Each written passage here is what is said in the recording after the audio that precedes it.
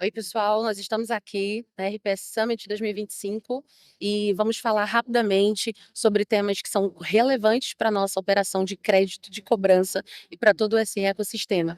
E junto comigo, junto com a Celcoin, aqui representando a Celcoin, eu tenho o Rodrigo Claudino, que é diretor de operações de crédito da Celcoin, que tem ampla experiência no desenvolvimento de produtos e plataformas de crédito, atuou em várias empresas também, liderando iniciativas estratégicas e planejamento comercial, segmentação de clientes e construção de plataformas.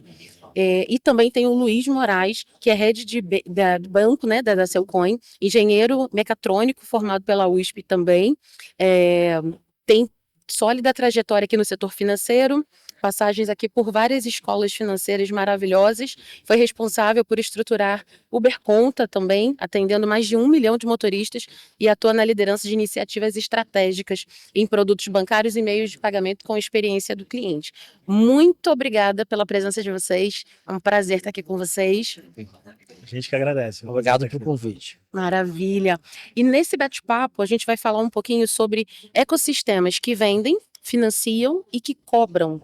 E esse ciclo completo, na verdade, é que tem total relevância para o varejo.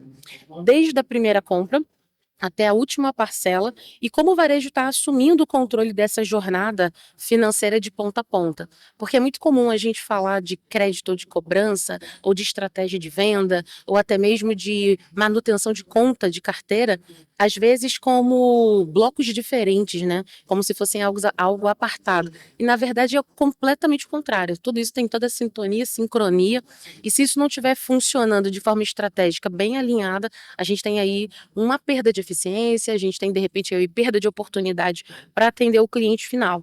E, começando aqui com o Luiz, eu queria te fazer uma pergunta, tá? Quando a gente fala, por exemplo, de crédito, né? Acreditar no impacto e até mesmo sobre o impacto que isso gera na eficiência dentro de uma operação do varejo. Na tua opinião, o que faz a diferença nessa questão da eficiência dentro do crédito? Boa. O varejo, eu acho que ele é marcado por uma briga pela eficiência, onde 0,1% de qualquer coisa representa muito pelos volumes que são faturados pelas empresas que estão no varejo, sempre volumes muito grandes, porém com margens extremamente apertadas. E a gente sabe o quanto que é difícil negociar com fornecedores, ou você aumentar um pouquinho do preço do seu produto, aí manter a competitividade, manter a concorrência. Então é muito difícil você conseguir essa eficiência dentro da operação tradicional do varejo, enquanto produtos bancários, mais especificamente de crédito, são aquelas oportunidades que te dão uma margem muito além do que você conseguiria trabalhar com novas linhas de produtos ou qualquer coisa assim. Então, no mundo que a gente busca a eficiência ali, operações de crédito, operações bancárias para complementar são sempre uma ótima opção, desde que são bem trabalhadas, né? Perfeito. Rodrigo, na tua visão aqui, quando a gente fala de crédito, a gente fala de confiança, de relação, né? Não tem como falar de crédito de confiança sem relacionamento. Na tua opinião, como que a gente pode aproximar, por exemplo, o cliente que está lá na ponta consumindo crédito, com todo o processo, com toda a digitalização, toda a tecnologia, como é que a gente aproxima dentro desse processo o cliente que está na ponta, a necessidade dele, com quem está ali liderando e prestando esse serviço para ele?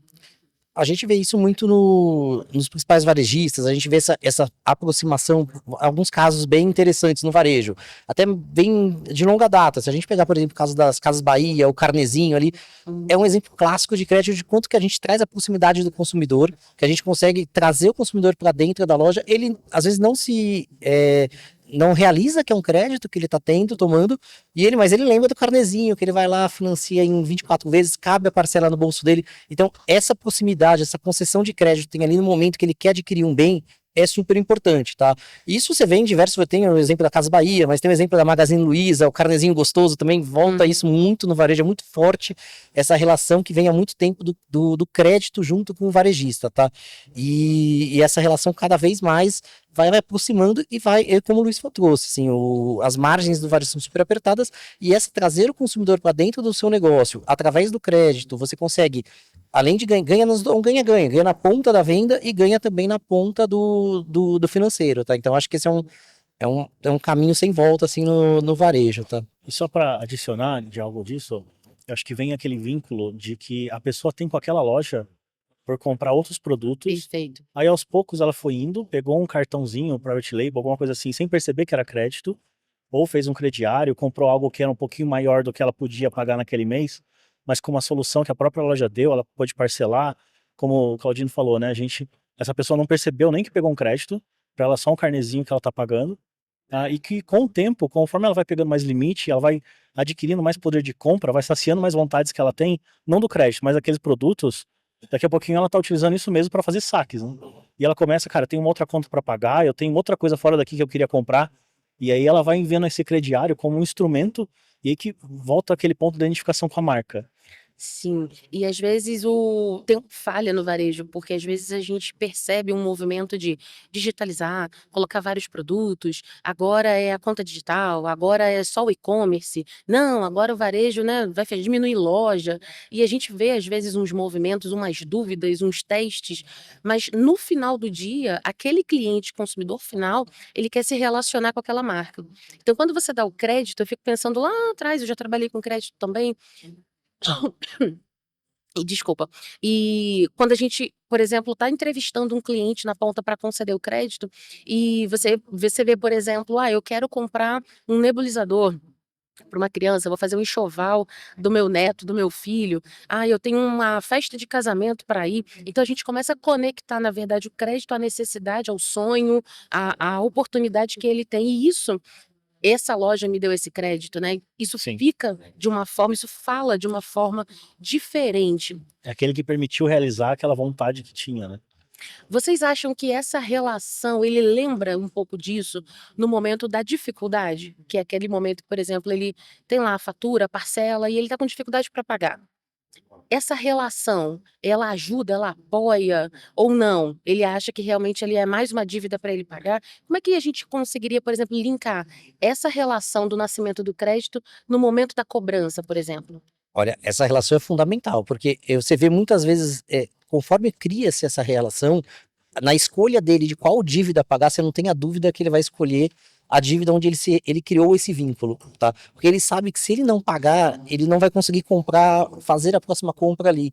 Então, isso é super importante, tá? Então, quando cria-se esse vínculo, ele vai ter que escolher entre as inúmeras contas que ele tem, que a gente sabe que o dia a dia, principalmente do público Sorteio, né? não bancarizado, chegou conta de luz, conta de água, boleto de um monte de boleto, ele vai falar, não, esse aqui, se eu não pagar, eu sei que eu não vou poder fazer minha próxima compra, eu não vou poder comprar alguma coisa para o meu filho, ou alguma coisa, necessidade que ele precisa para casa. Então, essa relação para mim é super importante, tá? E tem um ponto também que essas pessoas que vão comprando e tem o crediário, tem o carnê daquela marca que já está acostumado a todo mês ir lá também, às vezes nem paga por boleto, mas vai na loja para fazer o pagamento lá, já sai com mais alguma coisa.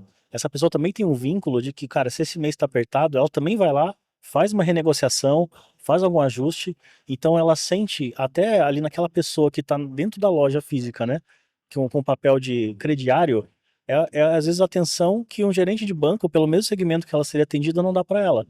É a pessoa que ouve a necessidade dela, uma pessoa que já pergunta se não quer comprar mais alguma coisa, agora que tem mais um limite disponível porque renegociou. Então, além do produto e do vínculo, né? As pessoas às vezes gostam de ver até aquele papelzinho na mão para ver pelo compromisso de ir, mas ela tem a atenção de alguém que está querendo trabalhar. Que é o que o Claudinho falou e é o que você até começou na eficiência, né? O crédito, ele tem uma inteligência gigantesca em conceder, mas ela não serve nada se você não conseguir cobrar. Então, a estratégia de cobrar, saber como você cobrar, saber como recuperar esse dinheiro que você deu, é onde está a verdadeira natureza do porquê essa operação faz dar certo. Faz dar certo. E é interessante porque quando a gente fala de crédito, eu quero dar o crédito, vamos supor aqui, né?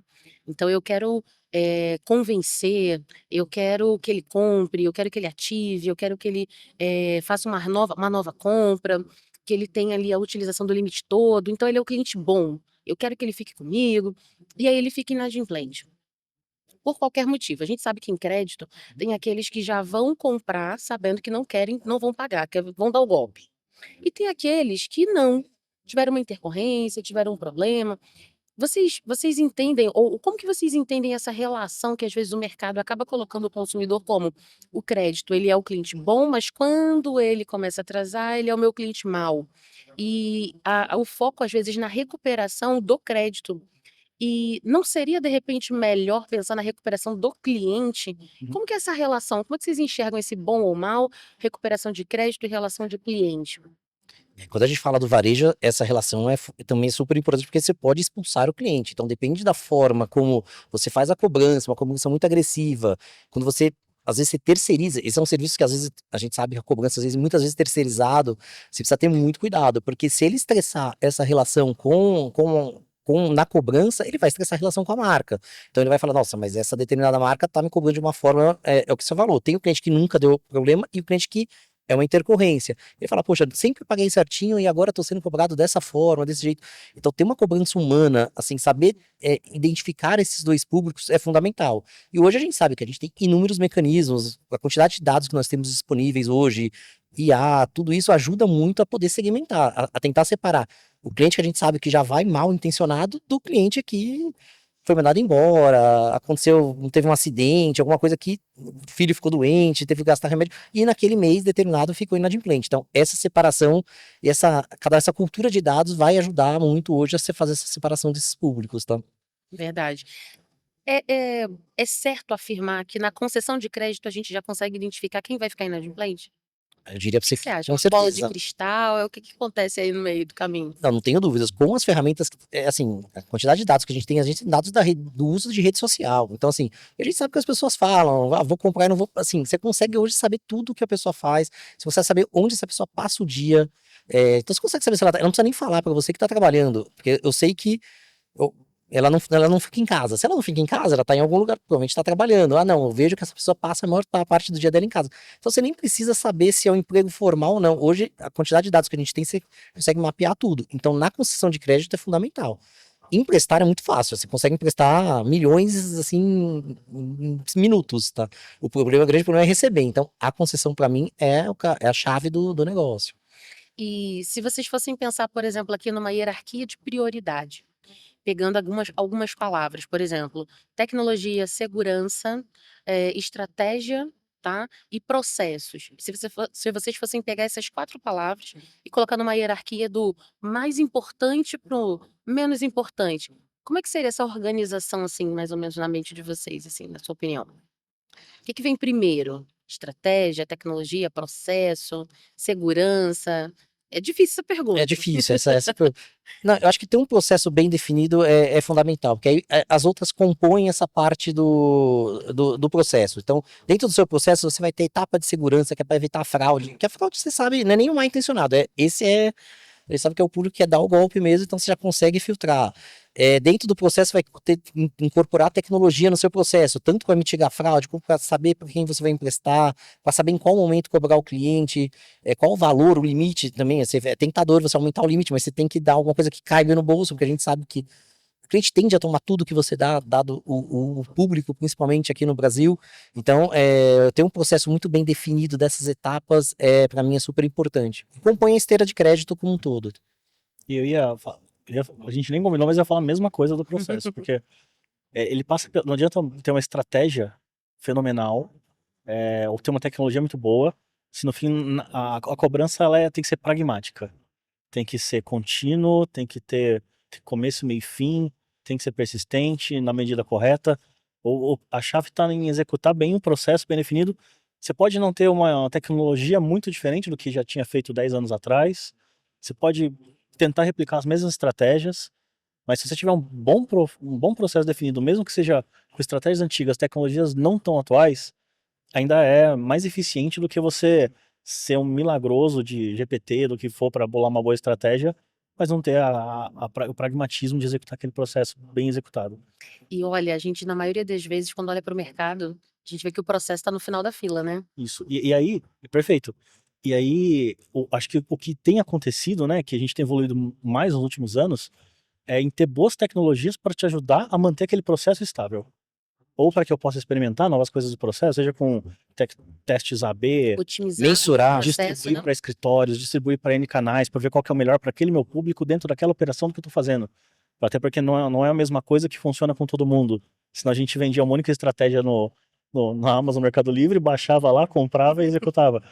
mas as tecnologias vêm permitindo multicanalidade, tudo isso, criar réguas que acontecem em comunicação automática, acordos que são feitos automaticamente, já pré-definidos. Então, acho que isso tudo vem balizando muito bem para a gente reforçar a importância do processo. Eu ia falar sobre você falou do usar a tecnologia e o processo, né? Vamos colocar aqui, trazer o dado, né? Vocês já citaram aqui também, de uma forma muito objetiva e estratégica.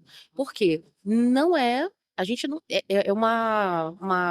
é um erro a gente dizer, na verdade, que eu posso aplicar uma determinada tabela de desconto, por exemplo, para um cliente e igualmente para um outro. A hiperpersonalização está cada vez mais latente. E aí, assim, deixando a parte gourmetizada de lado e ir para a prática, né? Qual é o maior desafio que vocês enxergam hoje, assim, na cobrança? É, é falta de informação? É o cliente? Olhando para essa tecnologia, para esses dados que estão à disposição, né? Processo.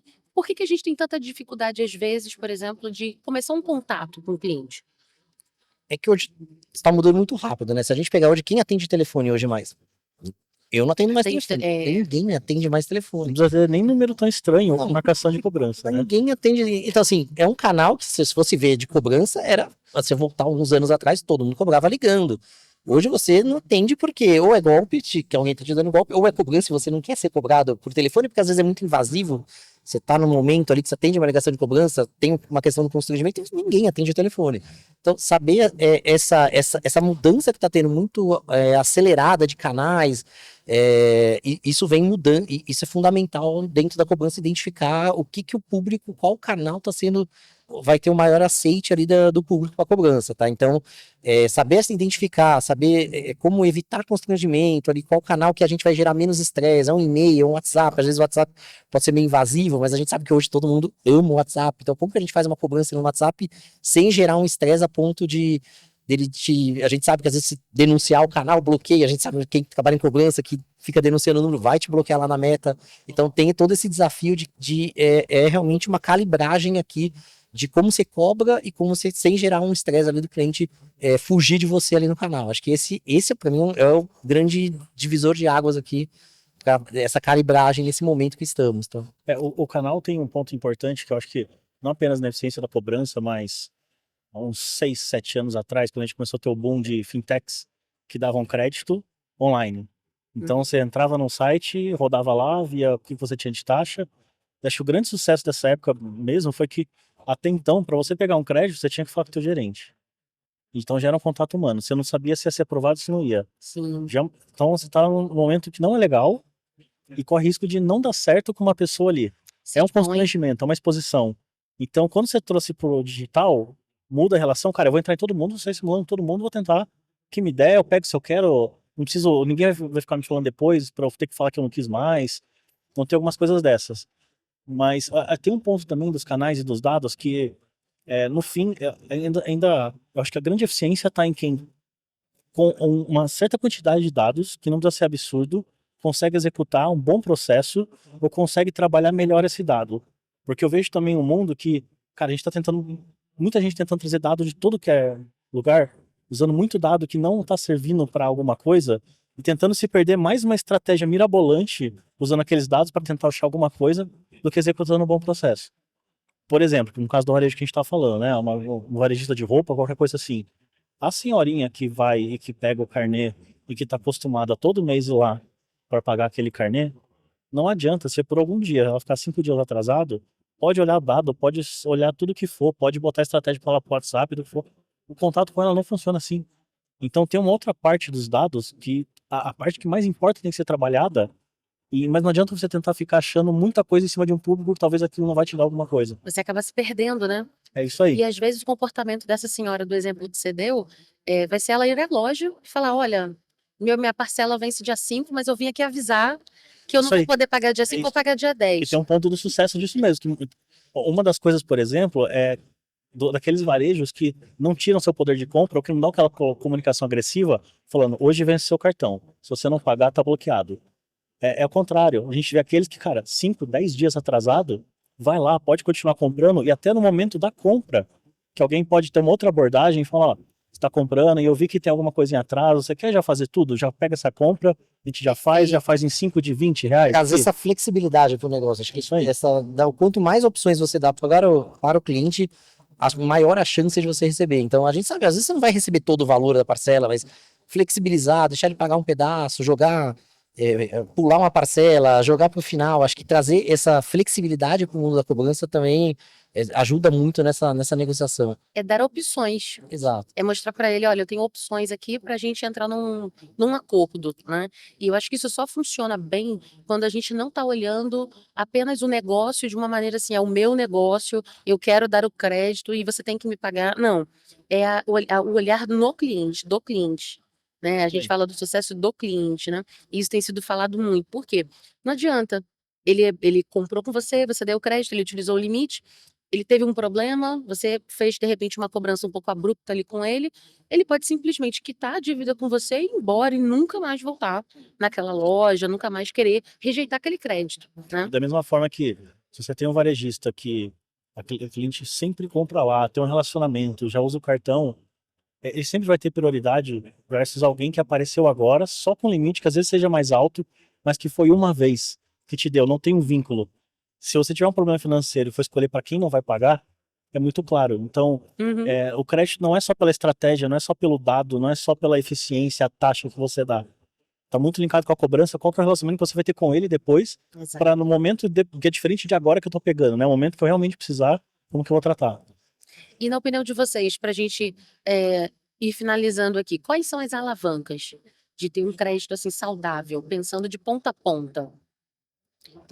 Na minha visão, a parte da concessão fundamental, então trazer nessa parte de concessão essa tecnologia para saber quais dados usar, realmente hoje tem muitos dados, como o Luiz disse, mas a gente garimpar dentro desses dados quais são os fundamentais, então aliar tecnologia da concessão, trazer a inteligência artificial, que agora está todo mundo falando, mas a gente sabe o valor que tem, então tem que trazer isso para o negócio, tá? Então acho que essa é uma alavanca fundamental. E para mim a outra alavanca é essa parte humana mesmo, de trazer, de não ser uma cobrança fria, de trazer essa flexibilidade. Muitas vezes o processo acaba engessando as empresas, elas ficam refém do processo. Então, não tem que ser refém, o processo tem que se adaptar. Como assim eu não deixo jogar uma parcela pro final porque o meu sistema não deixa? Não, pessoal. Vamos refazer o sistema. Por exemplo. Troca o sistema, vai atrás de um fornecedor seu que permita você pular uma parcela, você fazer um pagamento parcial, jogar uma parcela pro final. Você não pode ficar refém do processo, que senão você acaba tirando essa humanidade ali, dificulta muito a cobrança, tá? E rapidinho, mas só para apresentar um outro ponto, eu acho que tem também a questão de todo mundo é louco para conceder crédito, invisto muito em marketing, invisto muito em UX, e é caro mesmo, invisto muito nisso para fazer a concessão, mas no MVP para a gente lançar logo, para colocar logo o pós-venda via telefone. E o crédito não é na concessão. Daqui 2 meses a gente vê que vai reduzir o meu custo da concessão, Depois a gente mas vê. o importante é o relacionamento depois. E todo mundo esquece do pós-venda, todo mundo fica com depois. Essa é a alavanca, assim, na tua opinião, que faz diferença. Cara, você conta nos dedos quantos aplicativos te traz a posição atual do que você tem. Se eu quiser liquidar essa parcela de agora para eu fazer por lá sem atrito, se eu quiser liquidar o contrato todo para fazer sem atrito, um pós-venda bem dado é muito difícil você olhar. Alguns são por estratégia de não dar, outros é porque realmente não priorizaram. Ele está priorizando uma nova concessão, uma renegociação, te dá mais crédito e está esquecendo dessa outra parte. Não, isso que o Luiz falou é um clássico, assim. O pessoal chega, vão contratar esteira de crédito e a parte do pós-venda. Tem que ter o pós-venda. É impressionante a quantidade de vezes que o pessoal esquece. O que o regulatório diz, né? Diz que tem que ter um telefone, enfim. Exato, precisa ter um canal. E a gente acaba fazendo esse pequeno, né? Na verdade, e aí tá a grande falha. Maravilha. Para finalizar, gente, em uma palavra, Luiz, olhando para uma jornada de crédito de cobrança, se você fosse, por exemplo, dar um conselho, numa palavra que é bem rápido, para um gestor que está ali na frente, o que você fala? Que palavra você daria para ele assim, olha, isso aqui é vital para você ter sucesso? Pós-venda. Pós-venda. Pensando no relacionamento de como que, na hora que ele comprou, ele comprou comigo. No pós-venda, por que ele vai falar com outro time, com outra alguma coisa, ou até vou jogar para uma outra empresa?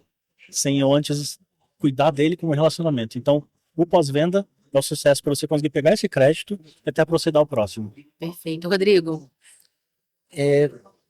Pensando numa palavra, seria essa questão do pós-venda, evitar a terceirização. Assim, a gente vê muito essa questão de terceirizar a cobrança, porque não é o core do meu negócio. Então, é o core do seu negócio. Então, tem que tratar a cobrança como core, porque sem ela, você não vai. Ela que vai definir o sucesso do seu crédito, vai Sim. definir o quão competitivo você vai ser na taxa. Então, evitar, assim, vai terceirizar, fica muito próximo do seu fornecedor, não delegar, assim, porque realmente é o core do negócio. Eu diria que você tratar a cobrança como um item vital ali do seu business. Perfeito. A cobrança é o core do nosso negócio no varejo. Eu acho que isso já coloca assim a cabeça de muita gente para refletir, para pensar, porque não é assim que a gente enxerga, né, a maioria das operações. E quando a gente começa a ter essa visão desde o momento, desde o início, a gente pode, por exemplo, evitar muito retrabalho, perda de cliente, perda de eficiência, inclusive. Maravilha, gente. Muito obrigada pelo tempo de vocês, pelo compartilhar aqui das experiências. Ficamos aqui muito felizes por essa mesa aqui redonda. Se você quiser conhecer um pouco mais do conteúdo, tanto da Sequoia quanto da RP, entre nas nossas redes. Obrigada aqui pela participação de vocês. Até mais.